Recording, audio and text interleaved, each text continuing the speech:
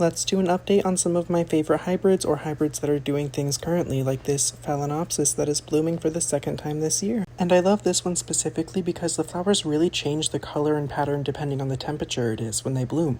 This is what it looked like over the winter. And my Cycnodes Wine Delight just got potted a few weeks ago. I completely forgot about this orchid, which is what you're supposed to do over the winter, but I forgot a little too long, and it is starting to come back to life, and the leaves are looking a whole lot better and opening up and starting to grow. This is what it looked like when I first potted it up, so you can see those leaves have really started to grow and expand and take off, and that's why I love these orchids. They are so strong, you can really just abuse them and neglect them, and they love it, or they at least tolerate it.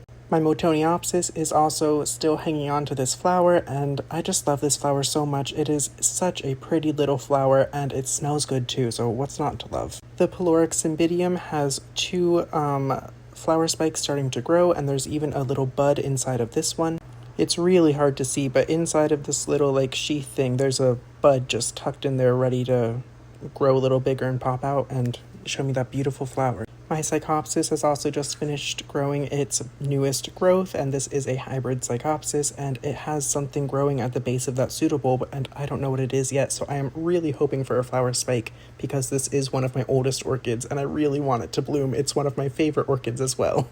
But even if it is a new growth, I love these leaves. They are so pretty, especially the underside, but even the top is gorgeous, and the plant as a whole is just, such a pretty little orchid. I love them so much. But I love the flowers even more.